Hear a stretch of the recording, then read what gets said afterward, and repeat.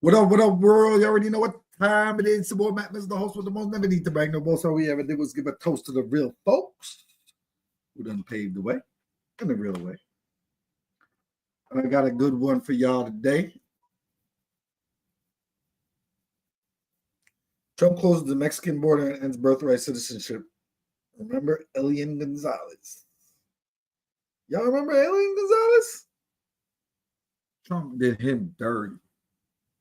Well, not Trump, the American government. Let me not say that was like 20 years ago. But you know what I'm saying? We got to be honest with ourselves now, you know? The American government goes to these countries and destabilizes them. So they wonder why a bunch of people are fleeing from these countries. They don't got no real backative when it comes to the military or anything like that. So when it comes to these cartels or these militias and everything like that, and these what do you call that?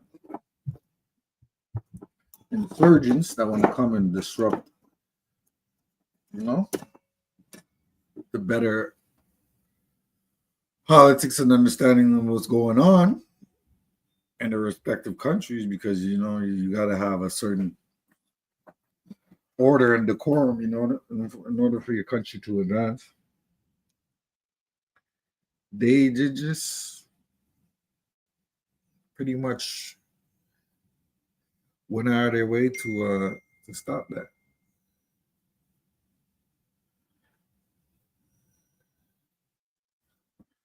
That we're in. And the funny thing,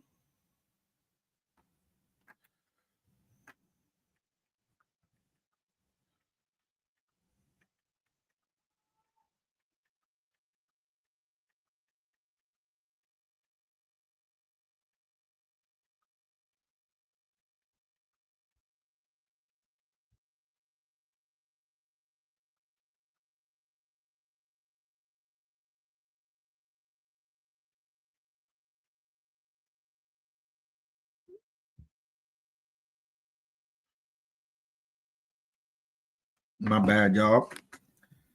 Speaking to my mamas. You know, when you speak to your mom, she wants all the details, you know what I'm saying? So you got to break it down for her. But listen, Trump closed the borders. Is it a good thing or a bad thing? I feel like it's a good thing, because why do y'all need the borders to be open? You know what I'm saying? Unless you're coming in legally, because to flee from one country to the next is not a great thing, but to show that he's not just leaving y'all out to dry. That he's actually declaring the cartels and anything like that. He's declaring that they're terrorist organization.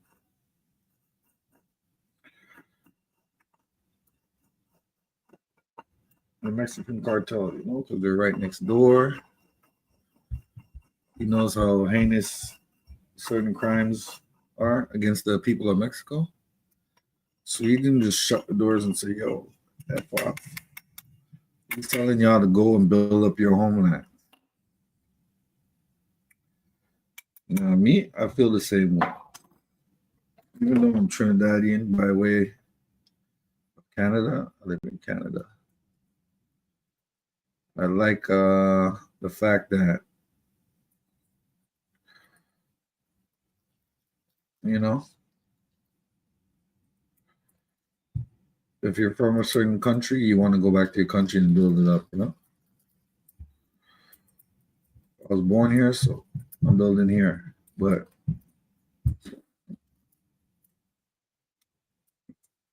if it really came down to it and I had to go back to my parents' country, I would. Because I'm asking myself, if they never came here, how my life would have been in my parent country, you know? Would I have wanted to come the United States or should I say North America? You know?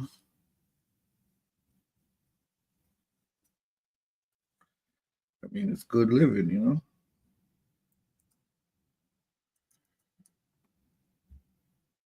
So we got to ask ourselves: is it really worth it to stay in the United States? No, it's not. If you're not from there and you're not down to fight for the solidarity of blacks, because blacks are actually fighting for their right to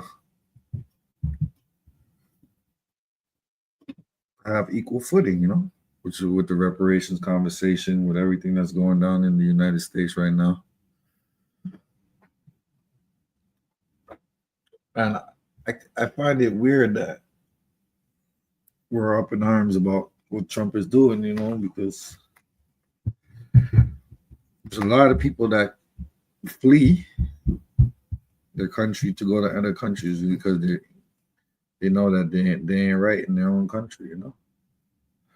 So they just want to run and get away, you know, after doing a bunch of bullshit instead of building up their country and standing firm on what they believe. You know what I'm saying?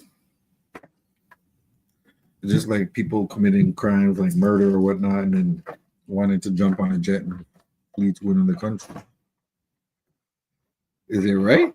But people do it all the time.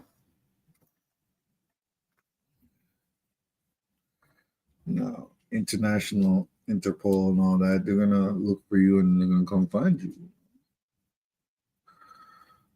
But if you're in your country and you build with like-minded people, there's no reason to be caught up in these international politics or these international waters, because maritime law is different than land law, you know, law of the soil, you know. So there's a whole lot of stipulations and relegations that have to go along with it. But do you see people fighting for that? Ooh. People are fighting to get over to the United States, the land of the free, the home of the slave. What's really brave about hunting an animal with a rifle 200 yards away? I don't know about all that. One thing I do know, two things for certain. It don't matter who you are, you still gotta put your work in. You know what I'm talking about? So I got something to show y'all, man, from 20 some odd years ago. When the country was up in arms because they took a young boy by the name of Elian Gonzalez and deported him back. Fast forward 25 years, they're deporting them back by the droves. You know what I'm saying? So what's birthright citizenship? What does it really mean? It means if you're born on the soil or you reach to the soil, if you're born on the soil, you should be able to stay here. If you're a young person that came across unknowing what's good, you get displaced from your parents, that's kind of messed up too, you know, because they're running to a better life for them and their children. I could understand deporting the parents back because the parents don't really, you know what I'm saying, they don't really understand the ramifications of what's going on when it comes to the immigration process. But children, to send back children, got to be a different type of understanding, you know. But I get it, you know what I'm saying. Some people use that as, oh, as a stepping stone. One of my children was born in another country, so I feel like, oh, I got the authority, or I got a leg up in society because my children was born on the U.S. soil. But it don't work like that, man. You know what I'm saying? If you're gonna be on U.S. soil, and you got to work to eradicate the system of white supremacy, man. It ain't just flying over here, getting over here on the inner tube or something like that. And then be like, yeah, I made it. F all the other haters. It don't work like that. Got to work in solidarity. So I'm going to show y'all this clip from 20 years ago. And we're going to contrast it to what's happening now. And you see, totally different situation. Fair use, fair use. Shout out to everybody in the building right now, man. And we're going to chop it up. Salute, salute.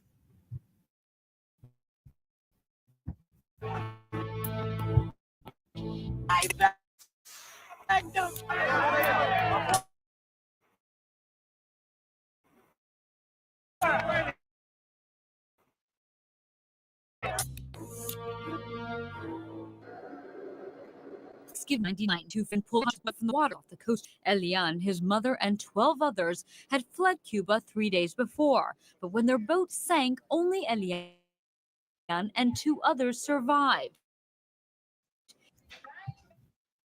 Next day, November 26th, INS went to Miami relatives. But on November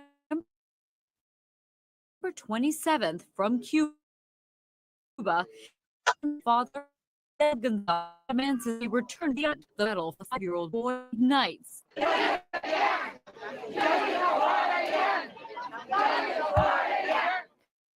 Definitely, the station was at its best during the Elian.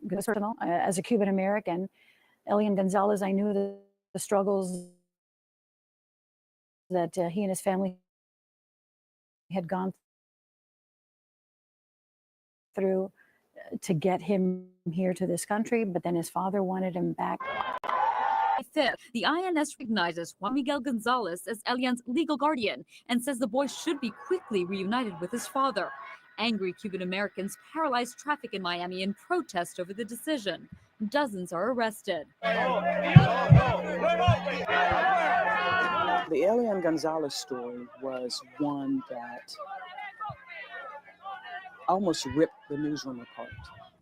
We were all on heightened alert. And I remember breaking up several almost fistfights in the newsroom between employees who had difference of opinion about what should happen and when. It was an incredibly stressful time. It was a story where people cried. And as a manager and a leader of the team at that time, it was not to say you cannot have emotion around this, but it was to know that emotion, but also to make sure that our coverage was separate from the emotion. And that was a very hard thing to do. So I was conflicted about the whole situation, and covering it, it was very difficult to try to be neutral, as I always try to be, no matter how I feel on the situation. So for me, I thought that we really did a service in this community when we covered that story. Good afternoon, everyone. Events are changing moment by moment in the case of Elian Gonzalez. And officials right now are trying to get his Miami relatives to voluntarily hand over the child to his father. I'm just praying for this child. You know, that I pray that, you know, he can stay in this wonderful country of ours. I'm here to support Elian. Everybody that's here tonight is really just giving it one last shot, and you know, we're just really hoping. I don't want to be selfish. I don't want him for me. I want what's best for him and what he wants.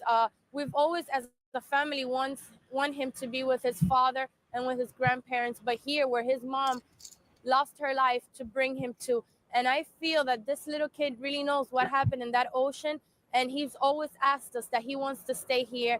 Besides that, once I told him, wouldn't you like to be with your father, and wouldn't you like to go there? And he looked at me and he said, my mom brought me here. Janet Reno was the Attorney General, and she ordered the Elian to go back to Cuba with the father.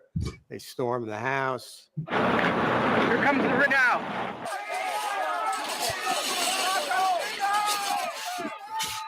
April 22nd, 2000, 5:14 a.m. Federal agents raid the Little Havana home of the Gonzalez family. Elian is seized. Against the barrier now. Oh, the whole world is watching this. This against the barrier now. You go, get out now. You guys watching, right? Let me go to the other side. No, let's go. Get over the barricade. Get over.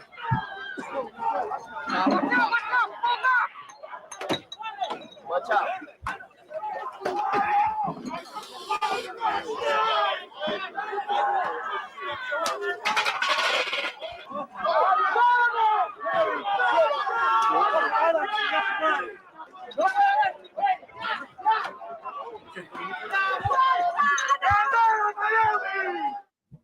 Someone comes running to the back house running that the marshals were here. I personally didn't believe it. I got up, and when I looked I saw them coming. I locked the door.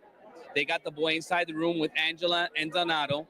Then I was trying to help. Actually, I wanted to get the camera guy to be able to catch this scene because, I mean, I couldn't conceive that they were coming in the house with gun, shotgun, with a flashlight, telling everybody to stand down. The cameraman got knocked down to the floor, put a gun at his head.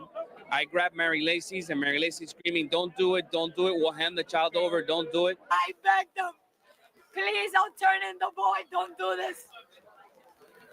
I begged them. They break the door down of her bedroom. She's screaming not to do it while she has a gun at her chest. Alan told me, the photographer, grabbed the boy with the gun, pointing at Elian. Elian crying. We saw Elian being dragged out by the federal agent.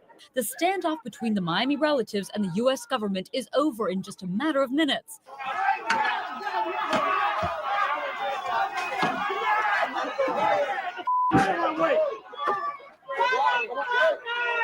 Earlier this morning, federal agents in Miami began to reunite Elian Gonzalez with his father and uphold the rule of law. As I speak, Elian is safe. He is on a plane headed for Andrews Air Force Base in Washington, D.C., where he will be reunited with his father for the first time in 5 months. Juan Miguel Gonzalez wants to be with his son, and that will happen now. Law enforcement personnel were on the scene, were authorized to, and did make the final call as to when to enter the Gonzalez home, because this was a very carefully timed law enforcement operation. 8 agents were in the house during the operation. They were there for 3 minutes. During that time, a female agent picked up Elian and spoke to him in Spanish. And before they did that, I stood in front of I don't know how many guns. And I opened my arms to them. And I cried and I begged. We're not going to do anything. We'll give you the boy. Don't let this happen like this. And they just broke everything. They treat us like criminals.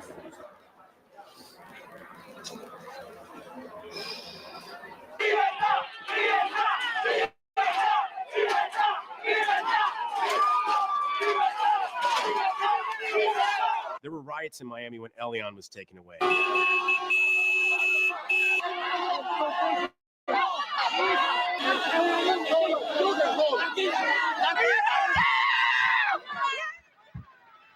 Tony, this is the last thing I can assure you that the Cuban American leadership in this community wanted to see. The streets literally burning now. Another tire fire been set right in the middle of 27th Avenue. Tear gas, John. Come back to us, Chaz, right now. Chaz, right now. They look like soldiers. They're firing tear gas to clear out the area. And on that day, near Flagler and 27th, John Lang and I were tear gassed 4 times in one day. Oh, we're getting tear gassed again. Just as you said that, some tear gas was... So the police were trying to disperse crowds that were burning cars and burning tires, and we were right there trying to report on all this without getting hurt. The sensation of being tear gassed 4 times in one day, including a couple of times while we were on live television, and all of your sinuses are draining and you're just in agony and you're on live television. That actually happened to us, and that's something I won't forget about the Elian Gonzalez saga. Obviously doing political maneuvers to please the Cuban government. This has been a very emotional case for everyone involved. The most important thing is that Elian is safe and that no one was seriously hurt.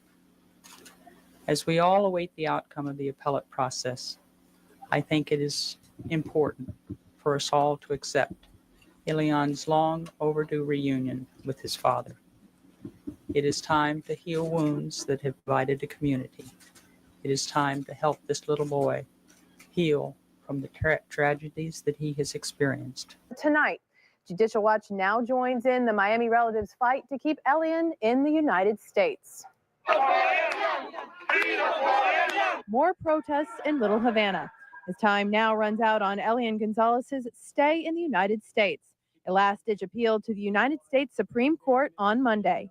With legal avenues exhausted and several courts siding with the Justice Department and Juan Miguel, 6-year-old Elian Gonzalez boards a plane headed for Cuba 7 months after his saga began. If we had to do it all over again, we would. Elian's mother wanted him to live in the United States in freedom. I did it for one reason. I thought the little boy belonged with his father.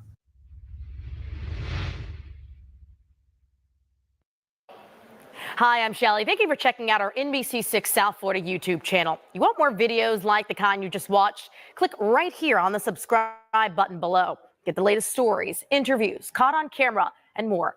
Digital exclusives as well, all for you. Subscribe now.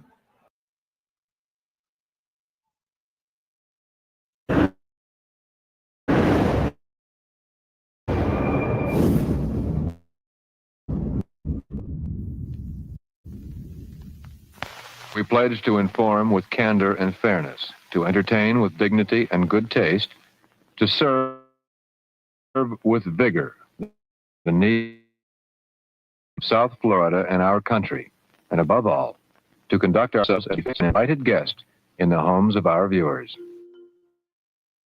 On July 29th, 1956, South Florida's WCKT television.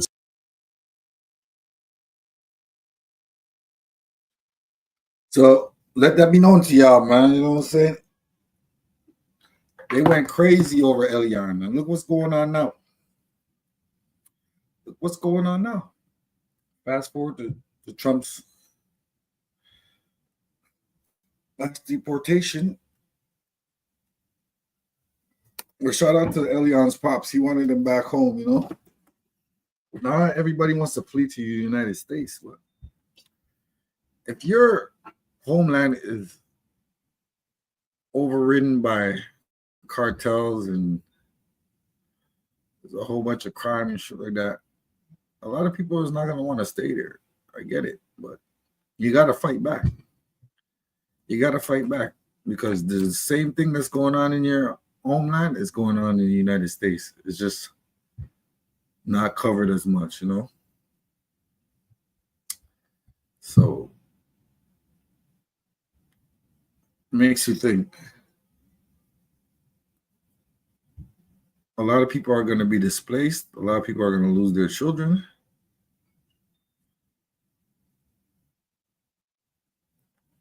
And you don't want to be subject to all that, but stop trying to flee your homelands, you know? Especially the men, because the men have to understand that, yo, you can't let tyranny overrun your country, you know. It just don't work like that. Yeah, you declared it a national emergency, but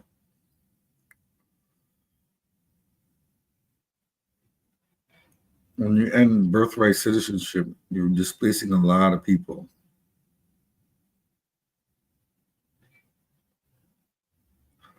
And that causes a lot of hard shit too, you know? Who's going to be the Mexican alien?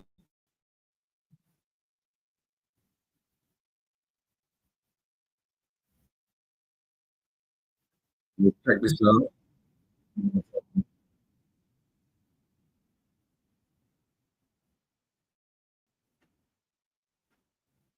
In limbo at the U.S. border.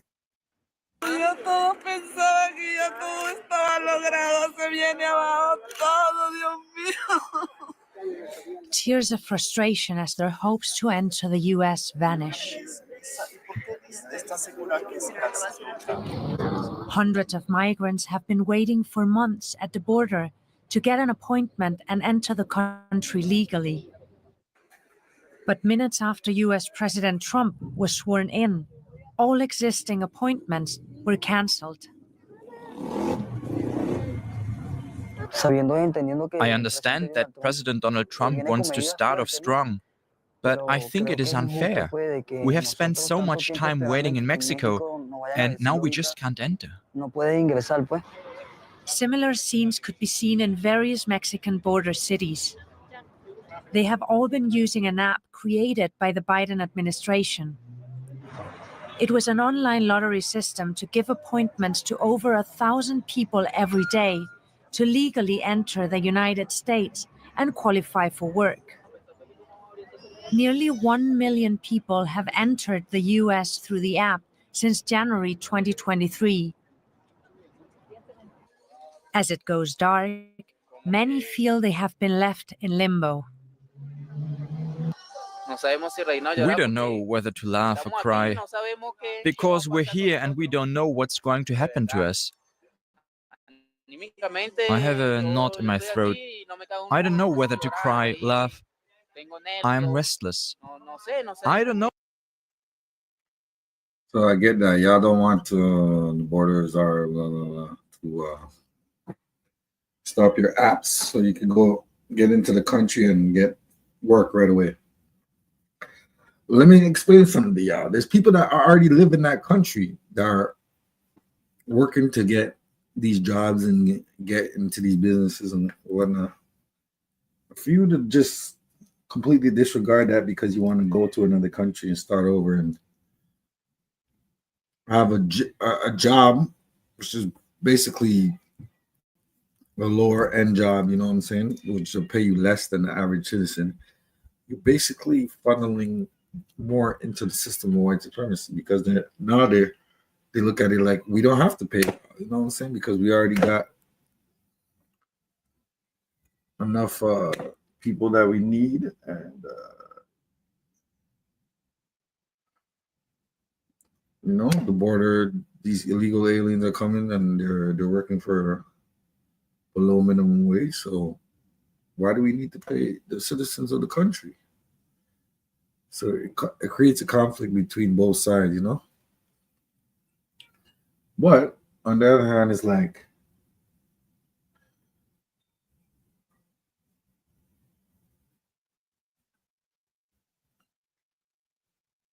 if these people have nothing going on in their country and it's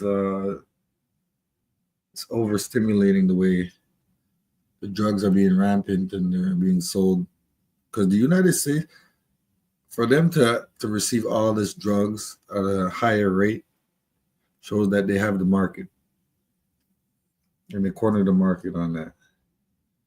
Because why is it that the same drugs that are sold out in South America are so cheap, and then when it comes to the United States, it goes up like 10 times? Because I know it's just the place getting to where it needs to be. But it creates like a void in the overall monotony of everything, you know, because it's like you're telling people to stay in their countries, but you're turning all their countries into like slave plantations, basically, you know what I'm saying? Or you're not helping them with the infrastructure, or you're not, or they're not being helped with the infrastructure because of so much corruption, because of the drugs and everything that goes to these certain places, you know? So if it was so abundant and everybody could get it, it wouldn't be as lucrative unless you go through the United States.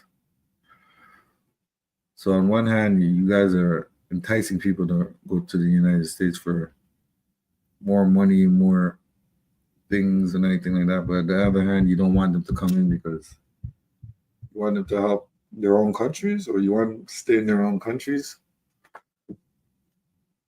and become second-class citizens down there where they potentially could get killed as well. Yeah, it's a lot to unpack, but I mean, there's good or bad, there's right and wrong, you know? That doesn't go by birthright or citizenship or anything like that. That just goes by the person's character, you know? Like Martin Luther King said, he doesn't want to judge people by the color of the skin, but by the content of their character. That's why Black folks fought so hard to get people that are not from white descents to come into the United States and help fight the good fight against civil rights, you know. Racism, white supremacy. That's what ultimately the civil rights movement was about. Give me my rights. I, 3/5 of a human being, I'm an actual human being, and I need equal protection under the law and equal footing when it comes to economics.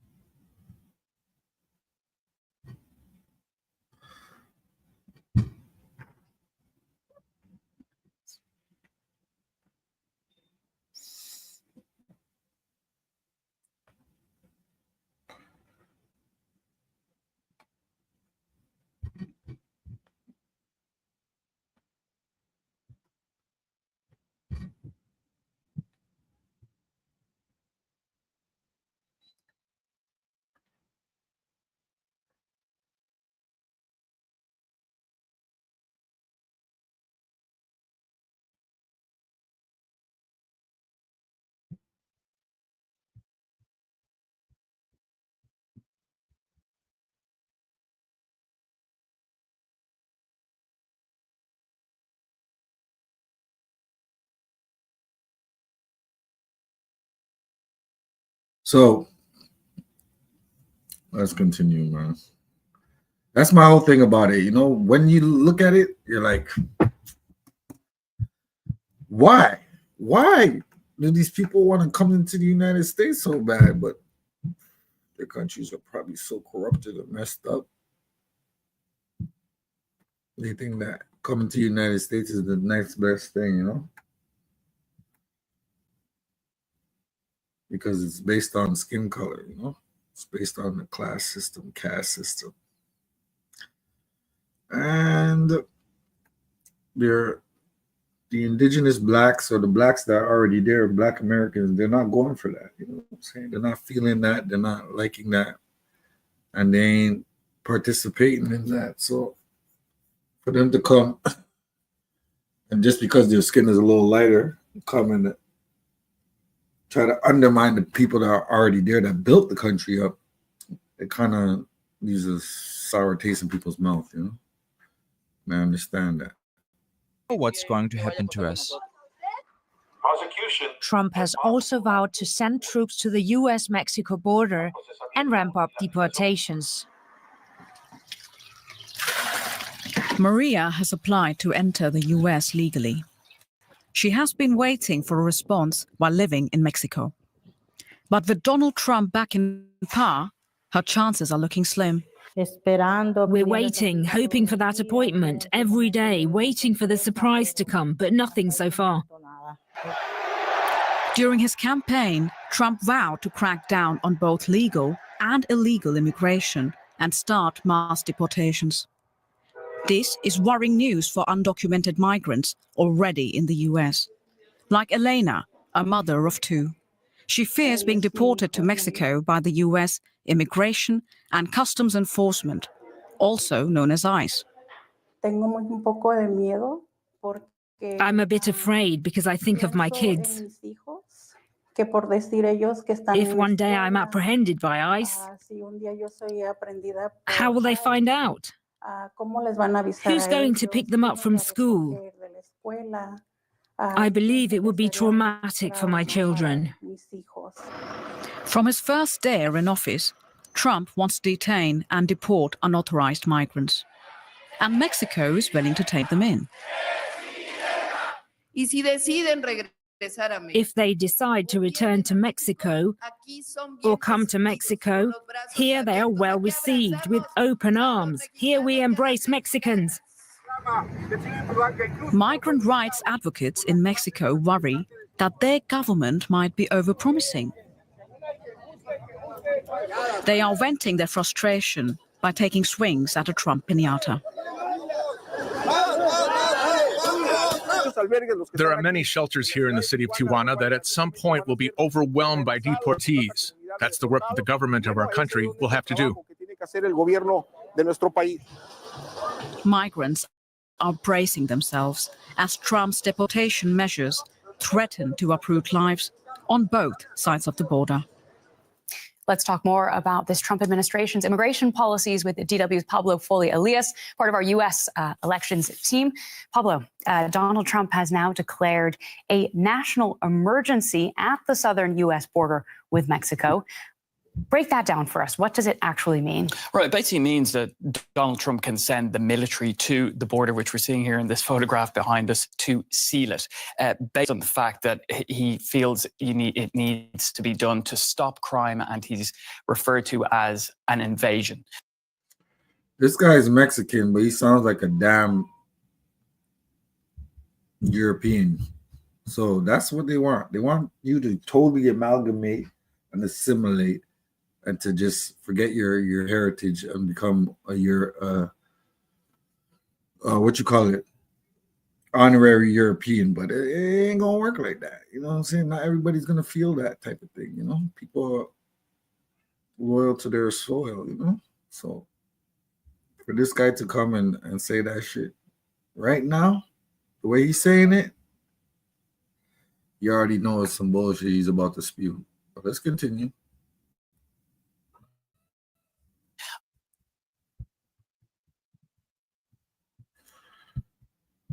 Basically criminals is what he's been saying, who've been crossing the border. He's named them from cartels to criminal gangs. He's even said that illicit drugs have been constantly flowing across the border. So that's why the military are needed down there. So he signed an order that basically gives the military a role in immigration enforcement and policing, which is something that they normally don't actually do. So he's also gone to the US Defense Department to come up with some type of plan as well on how this can be properly enforced and these changes can take place. And what he's doing is he's escalating the issues at the border into a sort of military campaign, we'll say.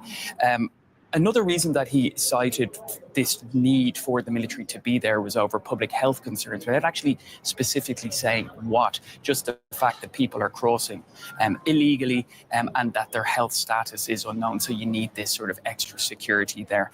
And it's also a way of going around Congress and basically getting funds unlocked that he can then use as part of his campaign to seal the U.S. southern border. Now, this is only one prong of what we expect to be a much stricter immigration policy under Trump. He's also promised mass deportations, right? Also a broad ban on asylum. Tell us a little bit more about those. Yeah, it's absolutely right the way you say it, because it is multi-pronged, we'll say. So what he's trying to do is this pledge, which we heard Donald Trump in the campaign mention time and time again, which is these mass deportations. Now, Donald Trump, as we know, likes to use the media. He likes visuals. So we could be seeing sort of basically the rounding up of undocumented migrants in the United States and then essentially being removed from the country. What he's going to be focusing on is anyone without a legal immigration status in the United States, which accounts to millions of people, and many people who've actually been in the country for decades at times.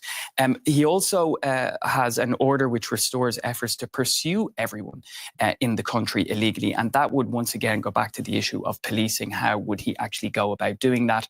And perhaps actually forcing the states and local authorities to actually go after people who are undocumented in the United States. One other aspect is this US refugee admissions program, which he has suspended. That's a big one because that's basically people who really do need asylum in the country, and that would be suspended.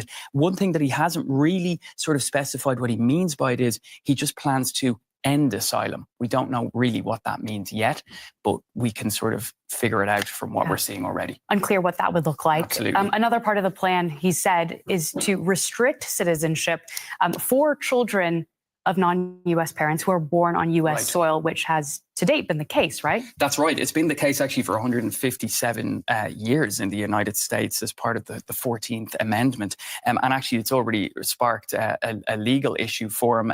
The American Civil Liberties Union has already filed a lawsuit. What that basically means is it abolishes the birthright citizenship of those born in the United States. Doesn't matter who your parents are, we'll say. But actually, that is going against the Constitution, as I mentioned. And in order to change that, it would actually have to go through Congress. It would need a supermajority, and then it has to be ratified by 3/4 of the US's states. So he will be facing, we'll say, legal issues with many of these changes that we're seeing already. All right, so this is just the very beginning of a much longer story. Pablo, thank you for breaking it down for us. Thanks, That's Sarah. DW's Pablo Foley Elias with me. All right, to pick up that part of the story, I'm joined now by our correspondent, Benjamin Alvarez-Gruber. He is also standing in front of the White House. Benjamin, what does this state of emergency, what does it really mean for the many undocumented migrants?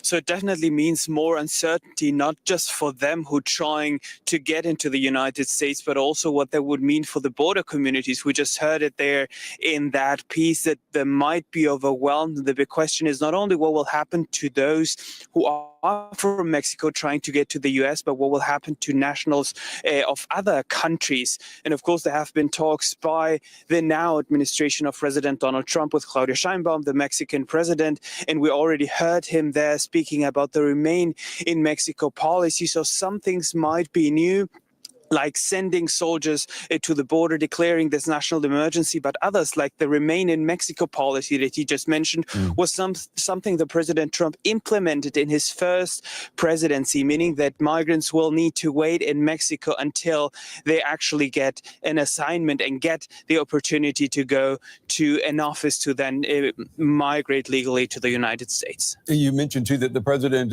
said that he wants to send troops to the border with Mexico. What could we expect there?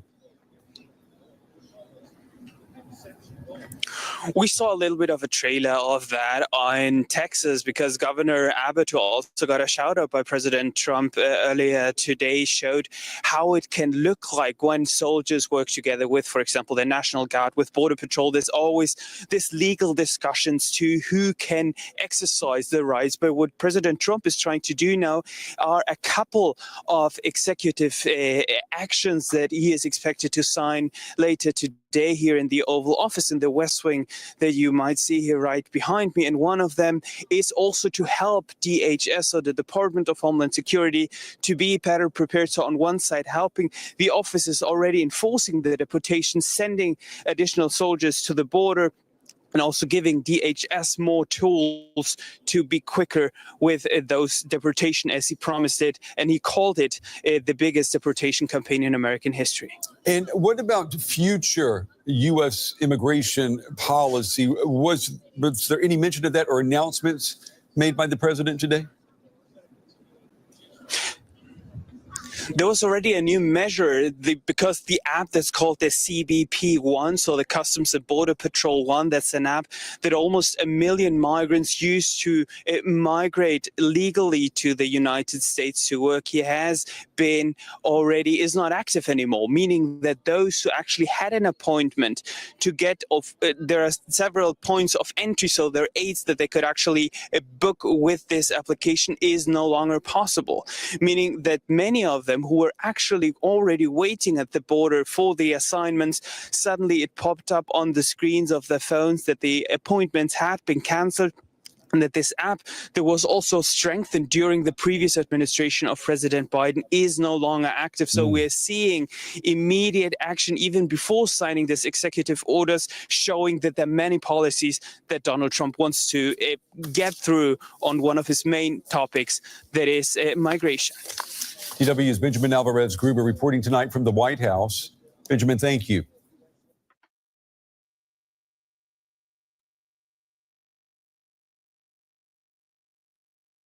Y'all can see that everybody that's a Mexican or Hispanic descent, they all sound like